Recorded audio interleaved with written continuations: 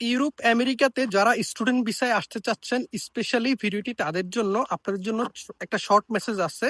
তো শর্ট মেসেজটা দেওয়ার পূর্বে প্রথমেই বলবো আপনারা একটু পিকচার গুলার দিকে একটু লক্ষ্য করুন।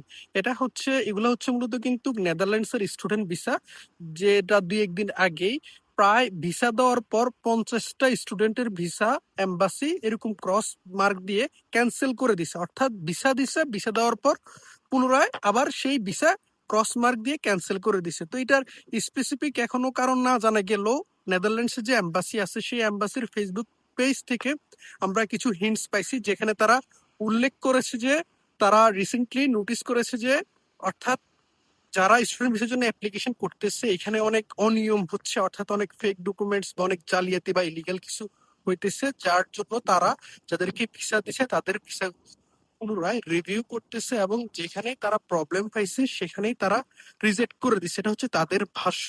তো অ্যাকচুয়ালি আমাদের বাংলাদেশ থেকে যে এই যে ফেক ডকুমেন্টস দেওয়ার যে বিষয়টা, এটা কিন্তু নতুন কিছু না। ইতিপূর্বে কিন্তু আপনার ট্যুরিস্ট ভিসা, ওয়ার্ক ভিসা, তারপর হচ্ছে স্টুডেন্ট ভিসার ক্ষেত্রে বিভিন্ন এজেন্সি গুলা, স্পেশালি এজেন্সি গুলা কিন্তু অনেক ফেক ডকুমেন্ট সাবমিট দিয়ে দিছে। তো তো যেটার ইমফেক্ট কিন্তু হয়তো এদের উপরে পড়ছে, অর্থাৎ যাদের রিজেক্ট বা এরকম ক্যান্সেল হয়েছে তারাই যে এরকম অনিয়ম করছে তা কিন্তু না। এমন হইতে পারে যে ইতিপূর্বে যারা চলে গেছে তারা হয়তো এগুলা করতে পারে, যেটা ইমপ্যাক্ট হিসেবে এদেরটা হয়তো রিজেক্ট করে দিছে বা তাদের কাছে সাসপিসিয়াস মনে হয়েছে, যার জন্য তারা রিজেক্ট করছে। তো আপনারা যারা অ্যাপ্লাই করবেন আপনাদের কাছে একটা রিকোয়েস্ট, সেটা হচ্ছে প্লিজ আপনারা নিজে করেন কিংবা যার মাধ্যমে করেন বা এজেন্সির মাধ্যমে করেন না কেন, আপনারা কোনো ফেক ডকুমেন্টস সাবমিট দিবেন না, ইলিগাল কোনো কিছু করবেন না। কারণ বাংলাদেশে এই যে এজেন্সি গুলা যে ফেক ডকুমেন্ট সাবমিট দেওয়ার, এটা কিন্তু খুবই কমন। সব এজেন্সি না, বাট অনেক এজেন্সি এরকম অনেক ফেক ডকুমেন্ট সাবমিট দিয়ে দেয় এবং ইতিপূর্বে অনেকে হয়তো চলেও গিয়েছে।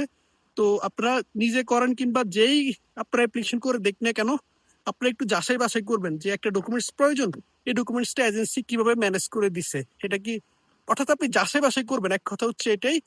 কারণ একবার যদি কোনো এম্বাসি থেকে এরকম যদি রিজেক্ট বা এরকম ক্রস মার্ক পড়ে যায়, এটার ইম্প্যাক্ট যে শুধুমাত্র একটা দেশের থেকে আপনি রিজেক্ট খাইছেন বিষয়টা এমন না। ইন ফিউচার আপনি অন্য কোনো দেশের জন্য অ্যাপ্লাই করলেও সেখানেও কিন্তু এটার ইম্প্যাক্ট পড়তে পারে। তো যাই হোক, সবাইকে ধন্যবাদ। আর আসলে যাদের সাথে রিসেন্টলি এরকম হয়েছে তাদের জন্য খুব খারাপ লাগতেছে। আসলে তাদের ফল্ট আছে কিনা জানি না, বাট এটা শিওর যে তারা কোনো না কোনো ফল্ট পাইছে, অবশ্যই পাইছে। আর বাংলাদেশের অনেক এজেন্সি বা অনেক স্টুডেন্ট ইতিপূর্বে এরকম ইলিগাল অনেক কিছু করছে, যেটা আমরা বিভিন্ন নিউজের মাধ্যমে জানতে পেরেছি ইতিপূর্বে। তো যাই হোক, সবার জন্য শুভকামনা রইল। ধন্যবাদ সবাইকে। আল্লাহ হাফেজ।